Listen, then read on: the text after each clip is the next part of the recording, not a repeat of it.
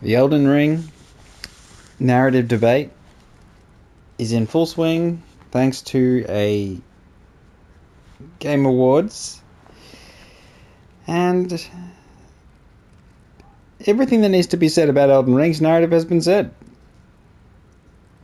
But everything that's been glossed over on the other side of this debate is quite telling.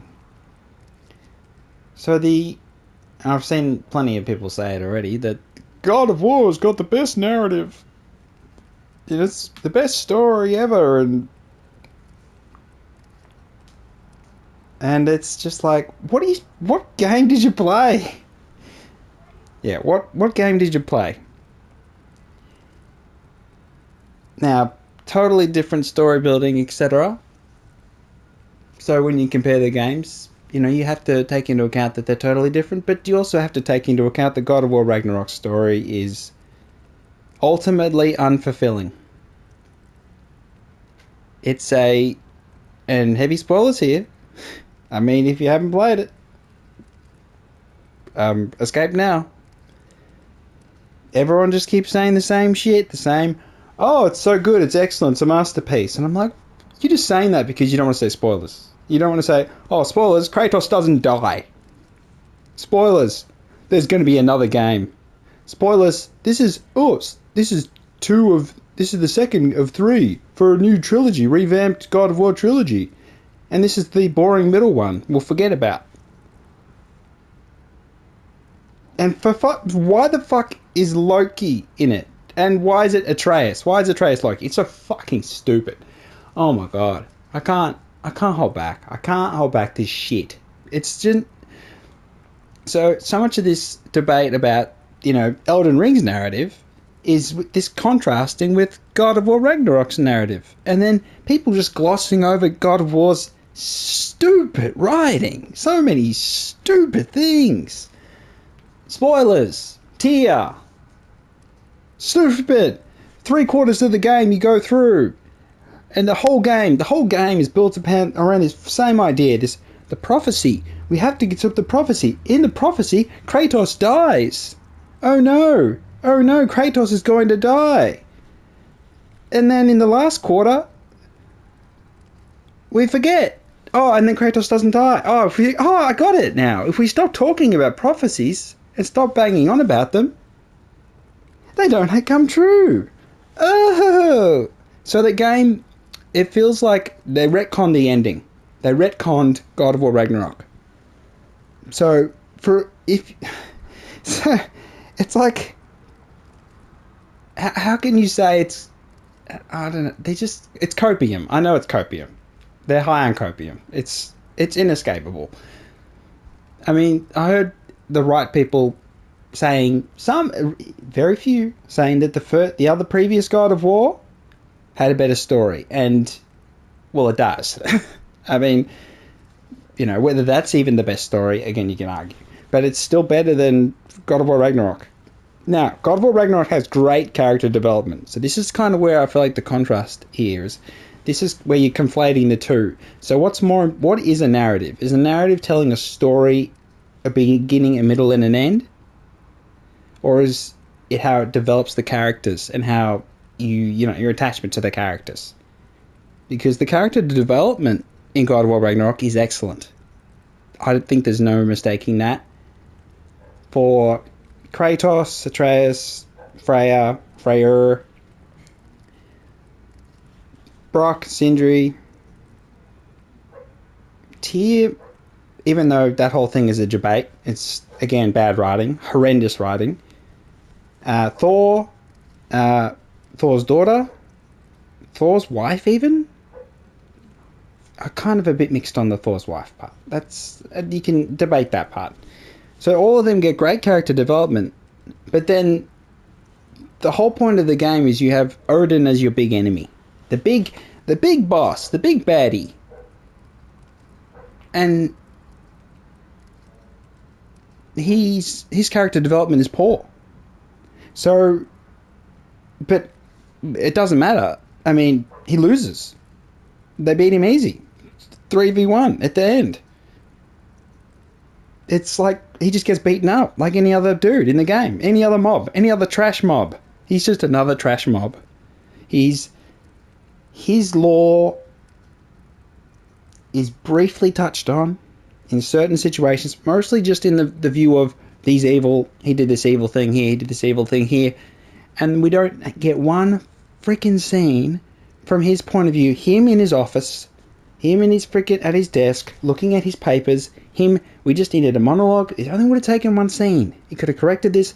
How he's thinking, how he's viewing the world, how he's viewing the upcoming Ragnarok, how he's preparing, how he's purposely sacrificing characters because otherwise it's just, again, the writing is so incredibly stupid it makes no sense with Heimdall. So one of the major things is Heimdall is, controls the Bifrost, and it's important that he doesn't die, and yet Odin sends him off to a dangerous battlefield, a known battlefield. And then he meets Kratos, and then Kratos kills him. It's like, I can't, there's so much in the story that you just go, oh, that was convenient. Again, that's the nature of any story, any TV show, any movie.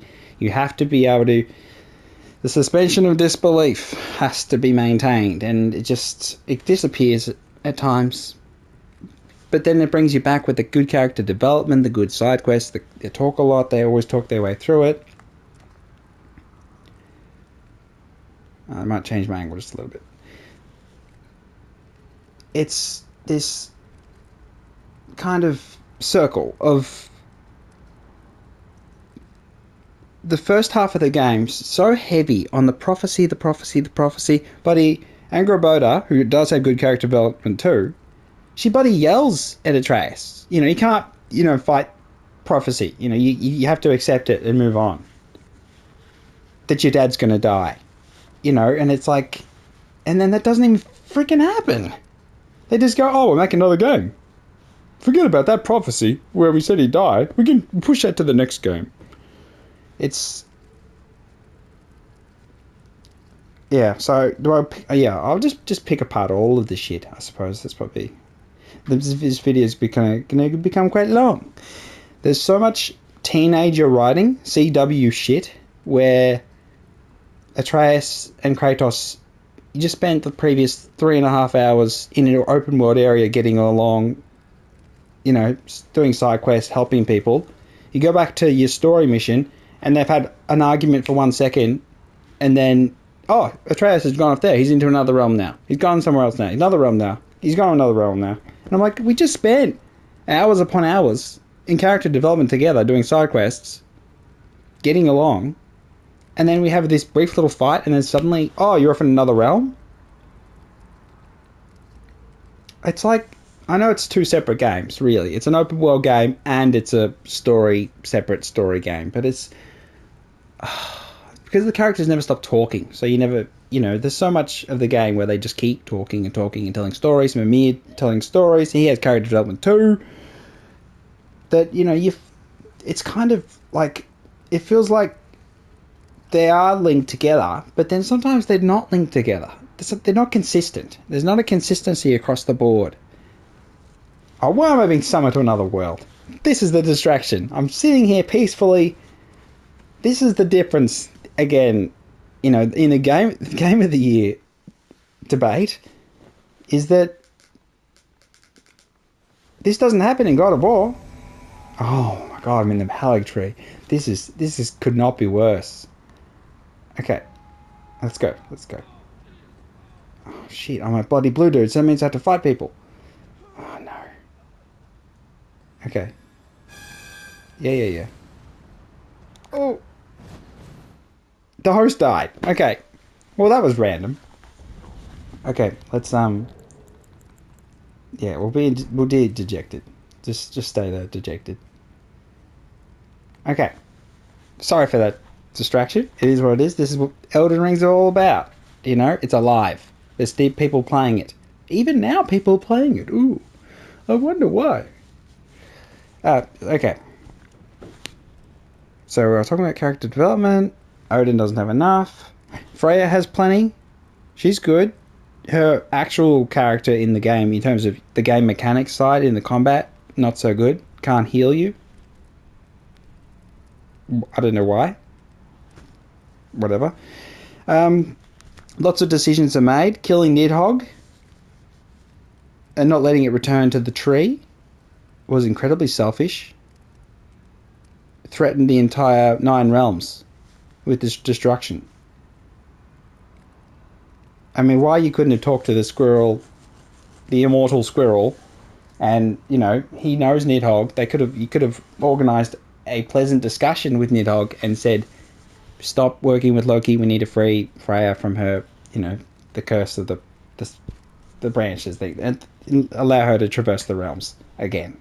So that could have been handled differently. So there's so many situations in which, and Heimdall again, so many situations in which Kratos chooses to kill or chooses violence when he could have chosen otherwise. And yet so many of the story parts is about building up to this, okay, we shouldn't kill everyone at the end, at Asgard, you know, we shouldn't let all the innocent people die. When you've just been killing all these dudes again and again and again and again the entire game, choosing to kill again. There's not even pacifism in the combat design. You could have had an ability to knock opponents out and not kill them, knock the monsters out, the beasts out, let them live. They're as much as part of the world, or more relevant to the world than Kratos. And I mean, it's the nature of the world itself is another issue, something that I think Elden Ring has probably an issue too in terms of that, which is the world is mostly empty, if not for the people who try and kill you. So I don't know, it's understandable in Elden Ring because it's the way it's set. But in God of War Ragnarok, the world, there's like maybe 350 people. I mean, you see, and most of them you see at the end in that final battle.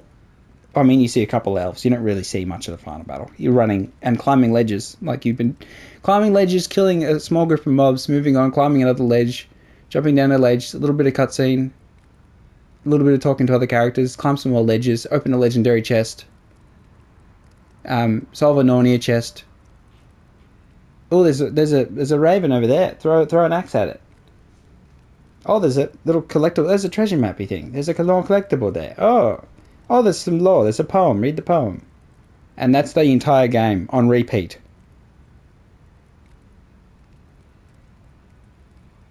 For like 40 hours. 30, 40 hours. They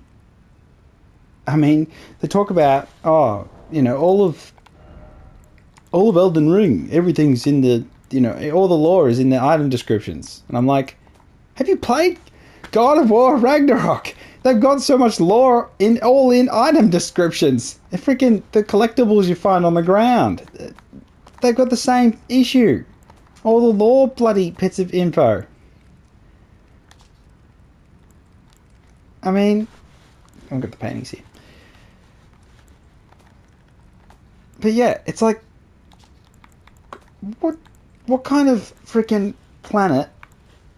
What planet are they on? Because there's so much of the lore in God of War Ragnarok is done through text form in collectibles that you may never read or may not even find. It's a moot point. Again, I'm talking so much about God of War Ragnarok because so many people just take the easy option. I did too. When I did my review at the end of it, 9 out of 10, but I don't want to play it anymore. And I've pretty much said why. But it's a very long game. It feels long. And yet it's only, 40 hours, 50 hours, maybe 60. You collect everything, 100% of the game. And yet I played like 100 hours of just for one character. What's this one? What's this? Here we go. This one's 100 hours. And I haven't even beaten the boss on this one. This character is one I started with. I took everything very, very slow. And then I made other characters and beat the game with 3 other characters. So it's kind of like, I'm just happy for it to be where it is. At 125, I can help with Melania with other people, and it's at the right level. So it's suitable for other purposes. But yeah, back to God of War Ragnarok. It's just God of War Ragnarok. It doesn't. It it I wish I wasn't so sensitive, but I streamed my entire playthrough of God of War Ragnarok, so on No Mercy. So again, it was bloody challenging, and it drives me up the wall when I see people say that the story was excellent and that the narrative is excellent thing, and I'm like, and saying it's a masterpiece. It's like, what planet are you on? There was so much flip flopping. Tear, fucking tear. Oh my god! And then Kratos not even dying at the end, and it's just a bait for a freaking third one. It's just a goddamn I mean, goddamn, Odin bloody dies so easy. That's the easiest part of the game. Bloody, there's so much challenge I've had before that. The Heimdall fight was pretty tough, and then you use the spear, and once you get the rhythm, even then that was still a bloody tough fight. The Heimdall fight was tougher than the Odin fight. It's and the Thor fight was there. But then freaking Thor, you know what happens to Thor? You think, oh, maybe Kratos defeats him. No, Thor's a great guy. We learn to love Thor. He has good character development. Everyone has a good little circle where they come back to being someone we like. Except for Odin, who gets nothing. Except he gets to stab bloody Thor and kill him, one-shot him with his magical spear, which again, I would have liked to know more about it and maybe learn about how we destroy it. You know, we kind of counter it.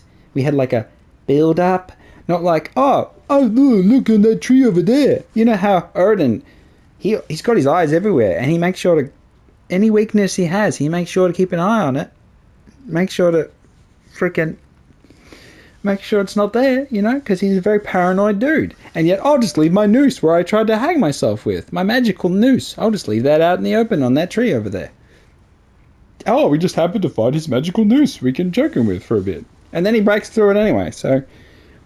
I mean, but it's just... There's so much stupidity. And then the worst thing, the worst possible thing, the reason... oh, God. Drives me at the wall just thinking about it. The mask. Okay, so there's a magical mask.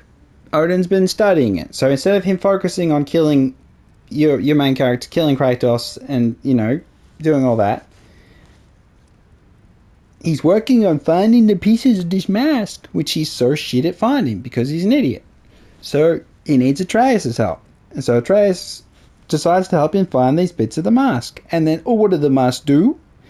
It allows you to see through this little realm tear, which he's coveting, which is this green little thing, and through it you can see magical things. Oh, what is the truth of why do the gods exist? Where do the gods go when they die?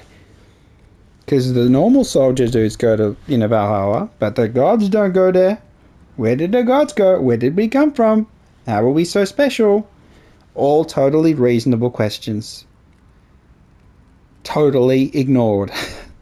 Because when push comes to shove, and the final scene, Atreus has got the mask complete. Odin's like, well, shit, I don't want to fight you guys anymore. You know, let's put on the mask and let's have a look. He says, we'll stop fighting. He freaking, how many times through this entire game, he's like, oh, I don't want to fight. How many times? He's being devious and then, oh, I don't want to fight. And then push, and he's pushed and he starts, and he does stabbies. And then Atreus breaks the freaking mask. So the thing about this is, the mask was in 3 pieces. So the mask was broken from the start.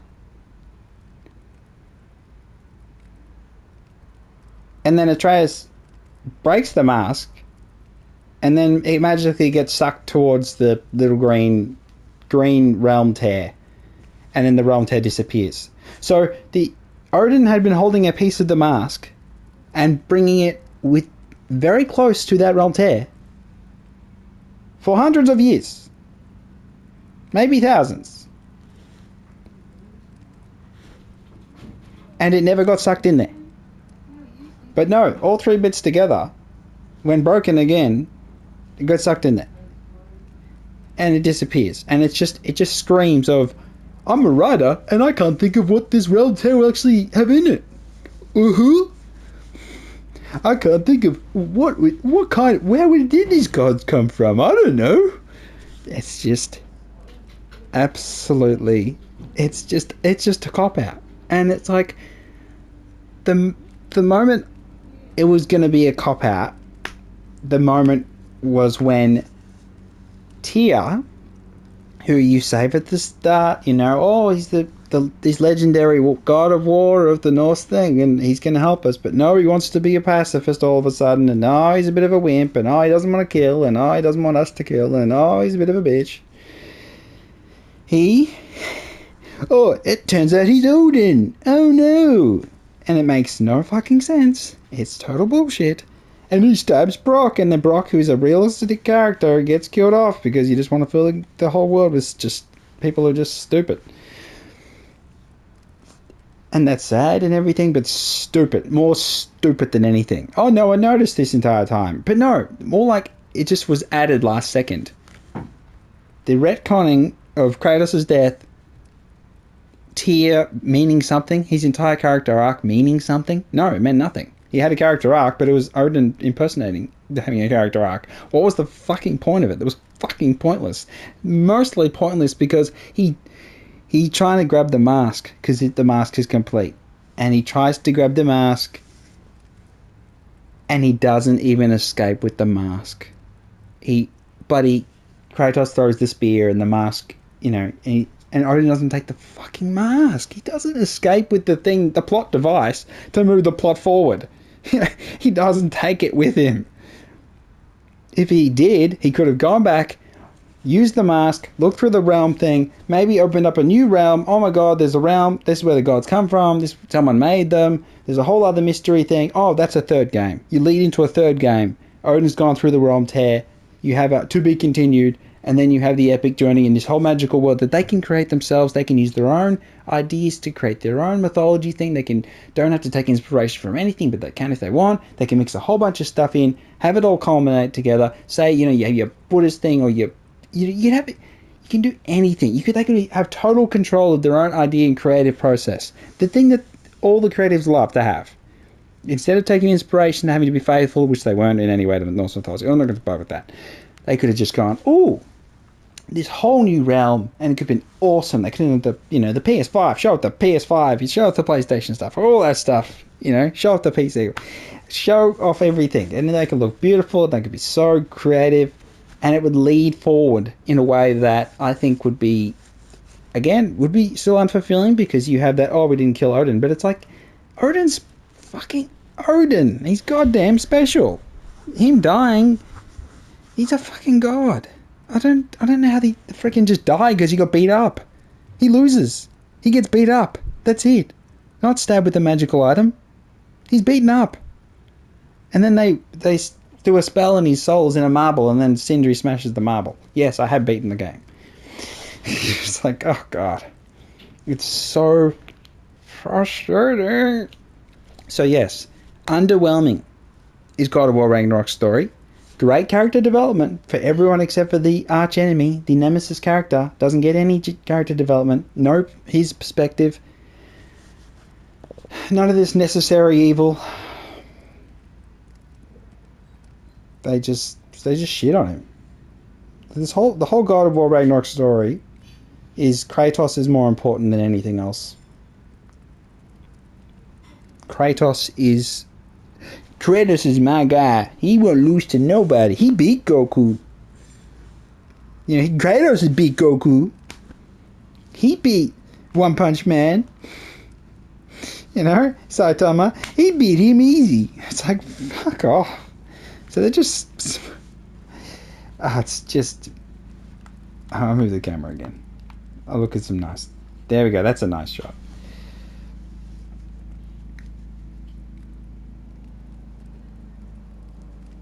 Yes. So there's no realistic grounding in God of War. There's only one character who has lines who isn't a god. Really? Oh, no, you got a couple extras. So you do have a couple of Freyr's friends. The two elves. The tall guy, who's a traveller, who's abandoned the ways of the traveller. I think his background's alright. And there's the other dude, the pig person. So they have lines, but they're sort of God-related. I mean, there's only one, Tom and Joe, who has a real line, apart from the dwarves. You talk about Derlin and the dwarf and the other guy in the tavern. The guy, one of the dudes from Midgard who was sheltered by Odin, and he used them as sacrificial, sort of just in the way kind of pawns. Skaldir, yeah, Skaldir, sort of a regular dude. Yeah, the whole world itself makes no sense to me whatsoever. So I think it has a lot to do with Midgard and the way that Midgard is, and there being no real humans working together to do, having any society. There's no human cities, so there's no human population, general population of humans, and you only see like these like crazy dudes in the Midgard, and there's one of the sort of annoying dudes. So you don't really see any likable characters in Midgard of any real people. You've only got say Valkyrie and stuff like that. But it's so the world building itself it's lacking a very vital element, which is the relatable humans. So you just have Kratos and Atreus is flip floppy. So sometimes he's good, and then sometimes he's weird, and then he's a teenager. So I can understand he's a teenager. He flip flops, but it's like the writers are happy to use that as a tool, and it's just so convenient, so stupid. It pisses me off. Okay, it's only 20 minutes. Okay. Alright, so the mask MacGuffin is total bullshit. Odin mattering is total bullshit because he just gets yeeted and deleted. Thor gets yeeted and deleted, insta-killed. He's weak as piss. Just one shot from the spear and he's dead. I know the spear's got more lore. Don't start me on that. But it's just, in the context of the game, it doesn't deliver that lore in a way that is in any way impactful to the moments that actually matter. Yeah, Kratos is good though. His arc, I mean, the arc that they give him, rather than giving him the send-off I think would have been perfectly fine to do. They didn't want to do that. They could have done the bloody Colosseum, goddamn gladiator moment, where he's laying on the ground, laying on his back, and the beautiful music plays, and then he's in the field with the feather, with the crops, and he's walking through the flower field and the wheat field, and the bloody wife and kid over there. Could have had the original wife and kid. They could do so much more with Kratos. Atreus as Loki. Okay. This is another narrative point. Atreus as Loki is incredibly stupid. It defies. It almost takes my breath away. The stupidity, and the stupidity because Loki is absolutely vital. He's the spice in the Norse mythology that we know today. Now, again, there's, we talk about all the other things, so you can, interpretations of things. It's totally reasonable. But he's the spice. He is the fireworks in the fireworks factory going off all of a sudden. He is the spark. He is the initiative. He's a very complicated character, and his relationship with Thor is really complicated. And so when you have it as Atreus, you deprive the world of a vital character, because Atreus is Atreus, but he's Atreus as Loki. But then someone call him Loki, and some call him Atreus, and other people call him Loki, and then no, I'm Atreus, and then oh no, I'm Loki. Freaking so flip floppy about determination of who you are. It's, again, somewhat realistic, but at the same time, not very appealing. It's so stupid. His magical abilities are wildly inconsistent, and the whole giant thing and the prophecy, and like the giants and their belief in the prophecy and their interpretation of artistic pieces, because all the prophecies are paintings, so you can interpret them. No? And the giants have interpreted. That's what it is. The giants have decided that's how we interpret it. So there's like, but then there's the giants interpreted that Atreus would join Odin. And it's like, no, he went over and met him, and they worked together for like 5 minutes. And then Atreus dipped all of a sudden, which again, that was another flip-flop piece of bullshit. that was a situation that just totally made no freaking sense. God, it's stupid. And no, they just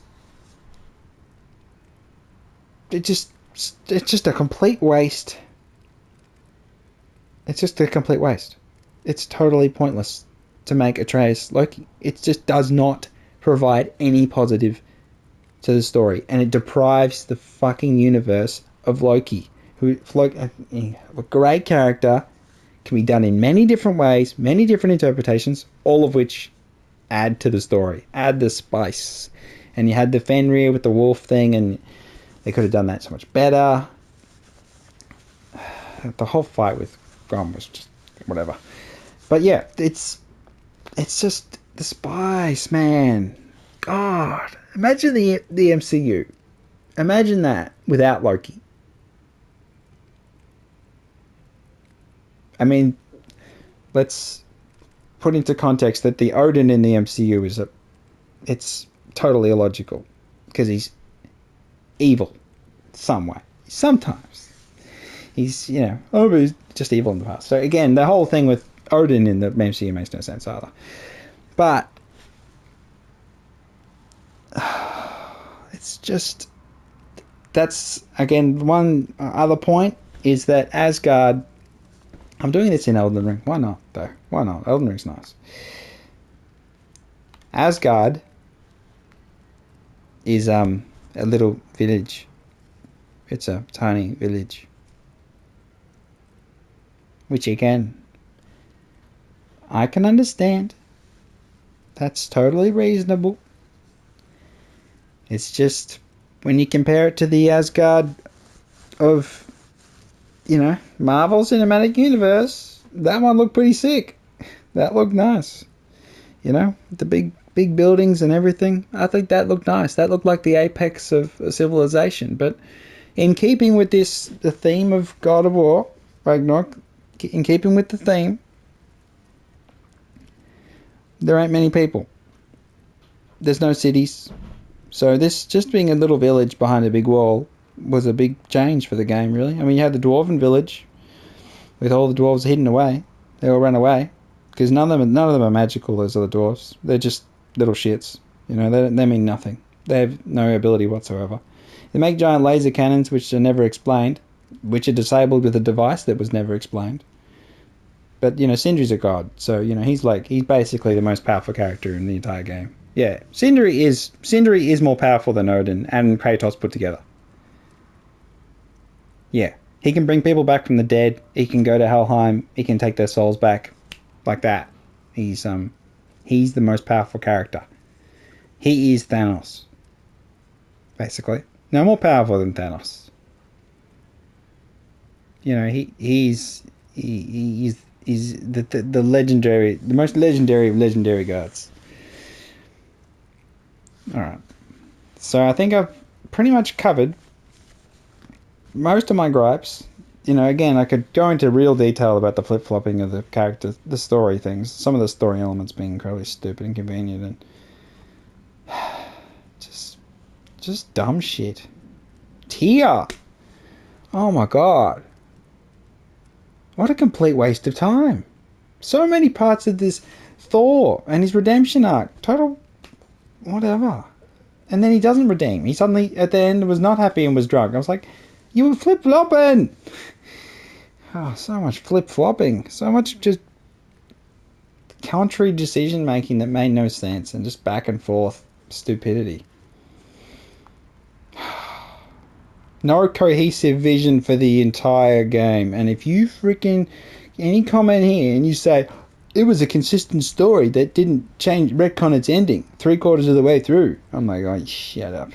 It bloody did. Freaking the first half of the game, there's so many times they're banging on about the prophecy of Kratos bloody dying, and then Atreus and Kratos talk about it. And then nothing happens. It's like, oh my god, it's so stupid. And you can't say, oh, they'll do it in the third game, because the picture shows a young Atreus who's small, and a big Kratos who's big, and Atreus is going to get bigger. Unless he's going to, not grow at all. He's going to get bigger. And if he gets bigger, That prophecy ain't worth shit. And then none of the prophecies are worth any shit, because that is the rule of prophecies. The second that 1 out of 10 million of the prophecies is wrong, they are all wrong. And then speaking of prophecies, when he goes to see the frickin' seers in Midgard, the goddamn, their prophecy people, they frickin' tell him where to go.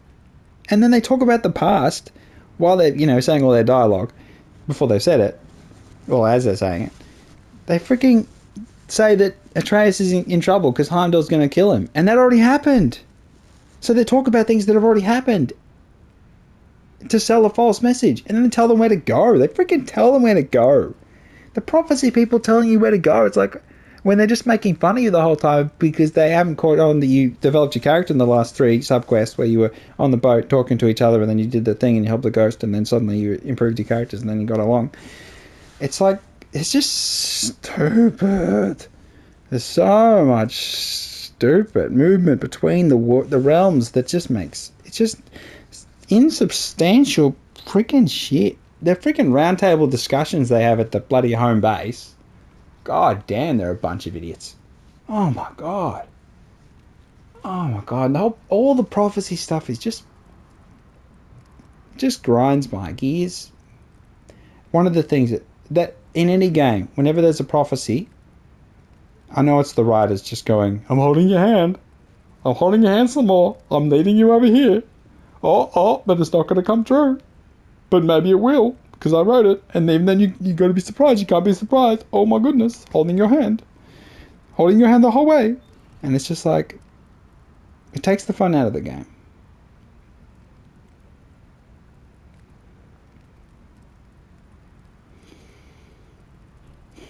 Underwhelming. God of War Ragnarok story is underwhelming. The combat in the open world, grindy. If you didn't like it in the first game, you won't like it in God of War Ragnarok. So, again. And there's more of it. So that's the thing that's really increased. More cutscenes. And there's some nice things to happen in the cutscenes, of course there is. There's some nice character development. That's what narrative is. They go to A to B to C. And it really doesn't make that much sense. And at the end, they beat the boss in 2 seconds. And then one of them goes off somewhere and you don't know where they go and they're off to some other place and they don't explain anything. But yeah. And then, he sees a picture of another prophecy. Because the prophecy, the one that he was dying, didn't mean anything. So there's another prophecy that says, that's magical something. He's going to do something magical. He become more divinity. Become more of a god. The magicalness. Magical there. Magical. And it's like, fucking hell.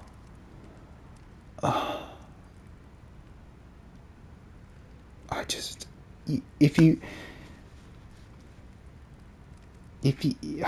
don't see how people can say that it has an excellent story. It boggles my mind. The copium. Oh my god, it's just so high on it. Recency bias, copium addiction. I tell you, they're struggling. Don't listen to them.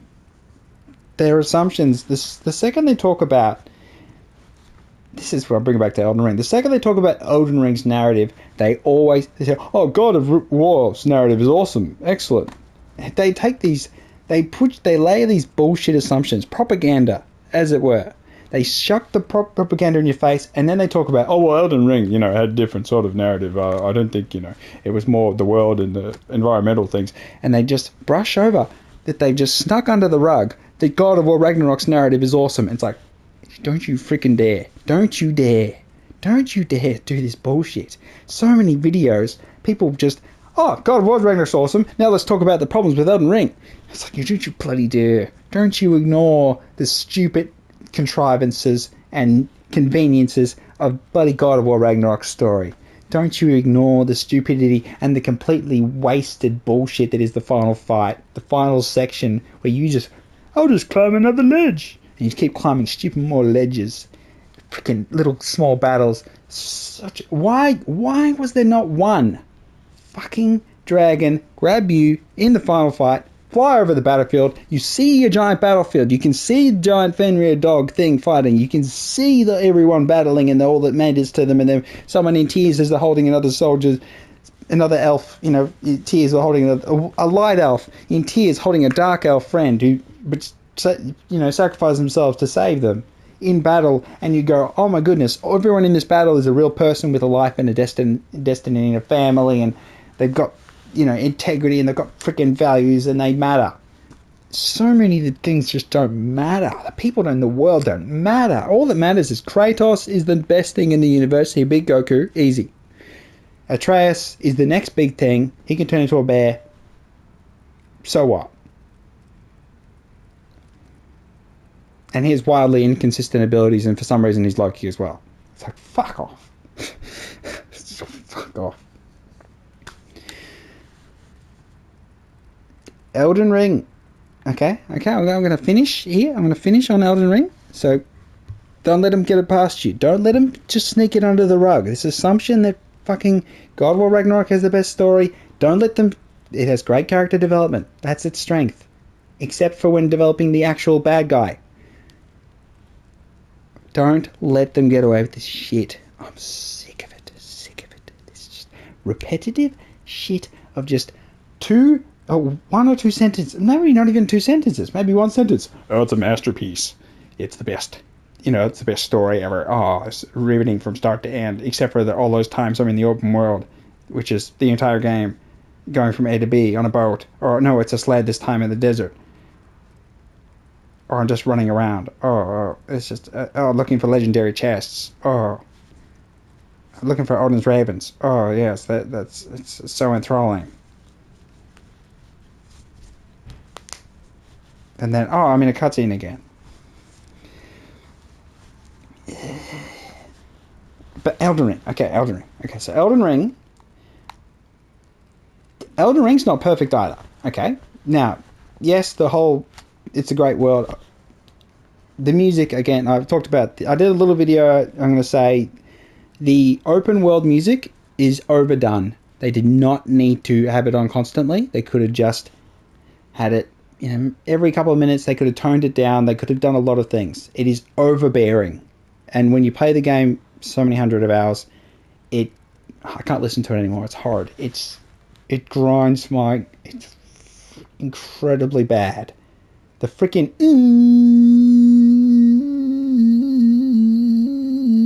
again and again and again. It's so bad. You have to turn it off. The game infinitely improves when you turn off the open world generic music. You turn that off, the game is much better. So that's I'll preface that.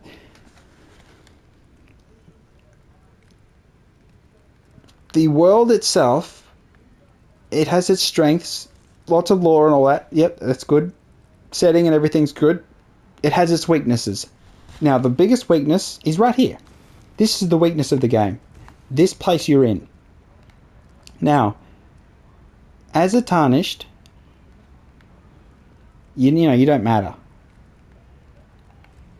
And as a tarnished, even if you beat the game, you don't matter. You become Elden Lord, it don't matter none. It makes no difference. So that's the thing that pisses me off the most about Elden Ring, is that once you beat the game, yes, you had the fulfillment of beating the game, that's great. Totally. The Elden Beast, depending on your build, can be incredibly difficult to fight. If you're a faith build, it can be a pain in the ass. Totally. I mean, it's a running simulator of the final fight, the final second half of the fight. Radagon's Marika, whatever you want to say. But for the story, you becoming Elden Lord, depending on your ending, I know some of them, the whole place gets destroyed. Particularly for the ending where you become Elden Lord and you're on the seat, I don't want much. I just want, I come back here, everyone says, oh, you're amazing. They bow down to you. Hell, they could all sit in these chairs. Maybe that's why they're here. And you could sit, you bring your bloody chair all the way from the goddamn Leyndell capital, you bring it all the way here, and you sit in here and you look around at all your friends, all the ones that are still alive, of course, because most of them are dead, or your new friends. And then you look around and you look at them and go, yeah, I'm Elden Lord now. And then maybe you get some decisions. Maybe you can change the world in some way, more than just with the cinematic. Maybe you can actually have an impact. Maybe that impact carries over to your new game plus. maybe you can change the world in the future. So you could have, I want, all of this kind of enemy banished. All of everyone to purge all of the imps from the catacombs. From the goddamn those dungeons. It's like no imps, and they all get killed, and then they replace them with like skeletons or something else. Actually have a choice. You could have an impact on future playthroughs. That would be really creative and cool. And again, I feel like the consequence of you becoming Elden Lord is more of a personal fulfillment than it is a, wait a second, now I have a chance to impact the world around me, and I can actually make the game different. Or you could change, say, having the sky, you could have like freaking all sorts of crazy shit happening. I feel like this is a Dark Souls thing that you could talk about, that personal ownership of the world versus personal ownership of just your character. So I would love, and again, this would fit with the story, this would fit with an ultimate purpose, is you could have your own house, and you could have it anywhere on the map. Yes, it's a vicious, horrible world, but why not? You kicked everyone out of Volcano Manor, why not redesign it? The Carrier Manor, any manor, Volcano Manor, why not? Why can't I have Volcano Manor? I killed everyone in it. They've all buggered off. Why can't I redesign it? Why not blue? Doesn't have to be red on the interior. Why not blue? I think, let's have a look. I swear, why not give I feel like the ownership in the world. Again, this is a problem that Ragnarok has as well, which is, you're just following these characters' journey and it's not your journey. Oh, what's that? I haven't got that. Okay, let's pick it up. Oh, yeah, it's the tonic of forgetfulness. Okay, so why not? Goddamn. Why not have a chance to have my picture on the wall? Why not? Why not have that? Redesign. Give me a chance to have my own area, my own bloody freaking impact on the world. The changes in the world, the burning of the Erd Tree, the meteorite falling after you kill Radahn. I want my own choice what thing I impact. I want to have this bloody hall, everyone in it. I want to have a whole bunch of people, have a party. I want to have a goddamn Cluedo murder mystery in Volcano Manor. Now these are all deficits that the game has, and you can talk about, but what does that matter from a narrative point of view? It matters. It matters because this is your story. And if that's the way it's going to be, make it more powerful. This, I think, let's go back. Let's go back. Oh, I could go somewhere. Everyone thinks it's horrible. Mountaintop of Giants. Jeez, bastards. Okay, we're in a consecrated snowfields. Where's a horrible place? That's a horrible place. Oh, here we go. Let's just go. Yeah, that's a nice place. Yes, that's a nice place. To finish this discussion of God of War Ragnarok's shit story. I mean, no, it's good characters. Underwhelming story. And Elden Ring's amazing story that you need to, decipher. You need to study. There's a degree in Souls studies. So I just don't know, a good backdrop for a second. Okay, there we go. Look, and that's the part where the dude's gone. Yeah. And the whole thing is, image is great. Yes, I am Fiona from Shrek, but not this stupid thick version. I preferred the matching of Shrek with the normal human Fiona. Yes, I'm a weirdo. That's fine. Accept it. Move on. Okay, so this is, I think, a wonderful place where you summon other people and they summon you. It's a nice place. I love standing here and just, being summoned. It's wonderful. It's co-op. It's what the game's about. You can help people and it's good. It's wonderful. Wonderful stuff. It is an alive community, and yes, I use summons, and you can make of that what you will. I don't give a shit. I'll put the link on.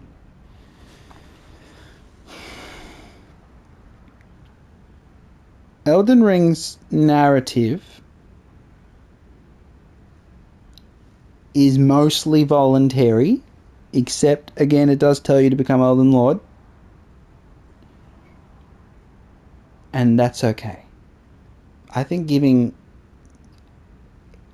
if you had the choice of 12 hours of cutscenes, or I think it's maybe 3 minutes, 3 to 4 minutes, maybe. Okay, I'll go 5 minutes versus 5 minutes of cutscenes.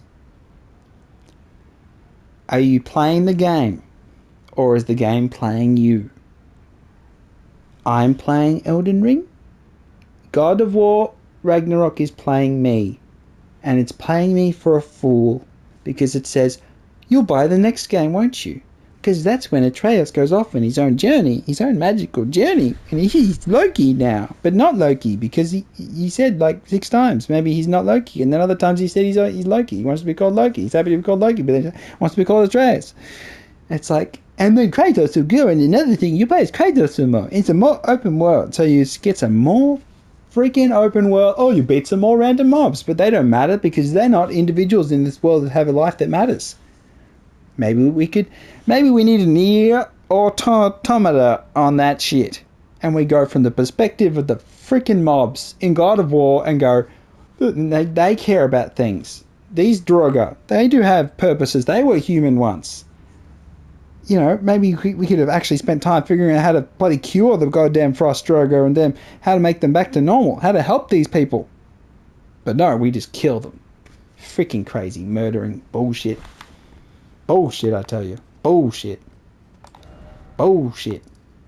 Bullshit. And here's another piece of bullshit. The weakest part... Okay. So this is the part where I think you could do DLC. The weakest part of Elden Ring's story is your buddy from the start. Melina. She's the weakest element of this entire game. And it's purely because of this decision. So the part where if you don't burn her, you burn yourself. She doesn't want to see you ever again. Or she wants to kill you. And yet we don't have anything. There's nothing. We don't see her again. Why are there messages over there? You corrupt people. So yeah, you don't see her again. So it's like, and that'll be the DLC. I'm sure it'll be the DLC, and you'll fight Melina, and she'll be turn into some boss thing. She'll have gotten someone else, some other new tarnished, and you'll have to fight a bloody, random summon type thing that adapts to you and uses different build. It uses 2 rivers of blood. I'm sure that I think she'll be part of a DLC, because I hope she is, because her absence from the last part of the game was like, what the fuck? It was just like, what is this shit?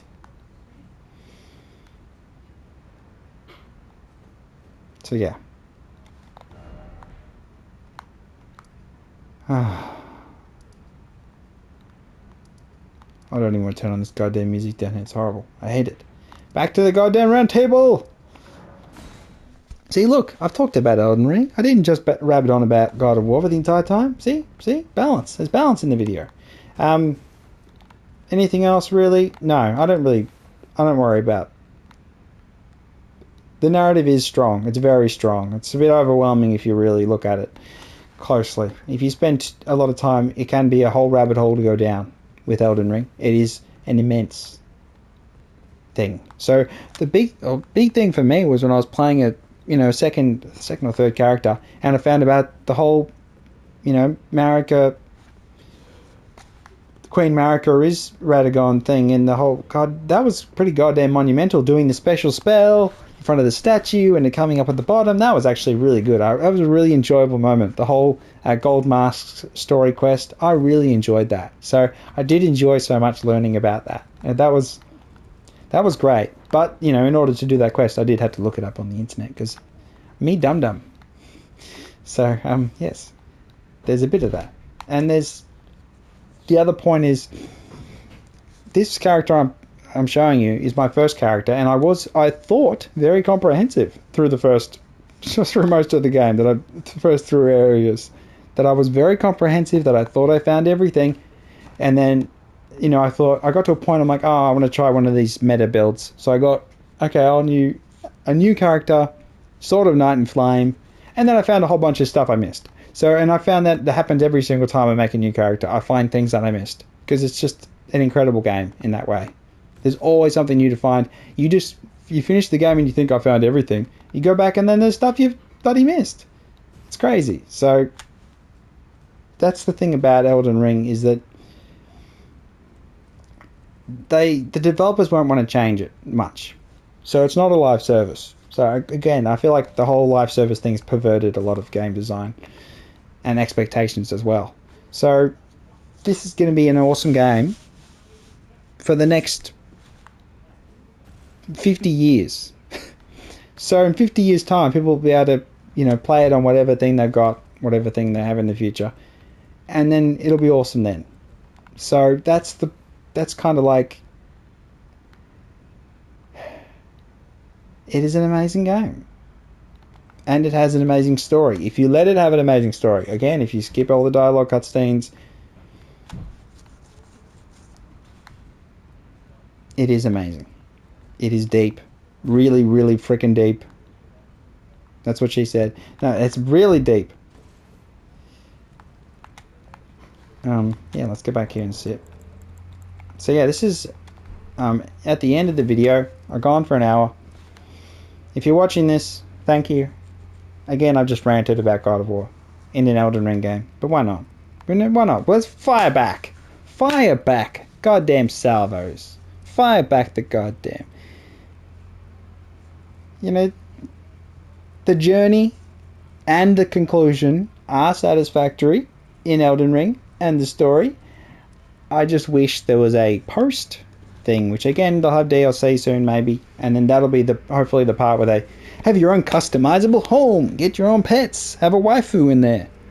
I mean, no, they wouldn't add a waifu in there. You can't have Rani in your house, and she's like, you can dress her up in different outfits. I mean, Jesus, they're not trying to make like billions of dollars. They're not trying to make huge money.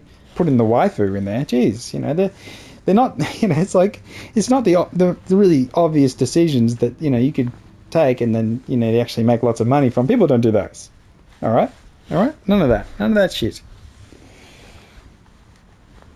Yeah, the whole clans and factions things they should definitely do like they did in Dark Souls 3 with the Watch Dogs of Farron and all that stuff.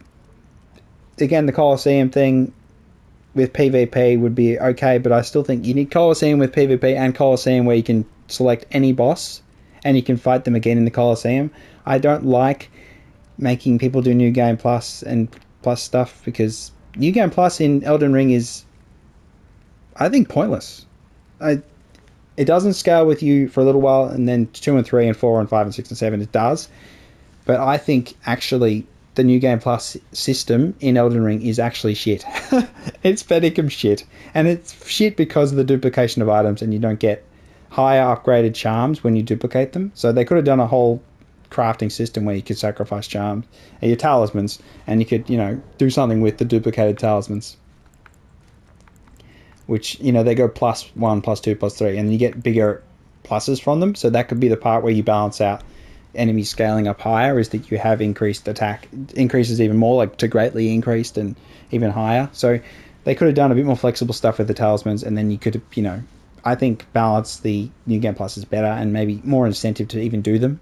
So that when you do go into PvP, you have ridiculously high powerful talismans. And then you can stomp people. So again, that does make an unfairness, but people level 700. Fuck it. So yeah, okay, this is the end of the video.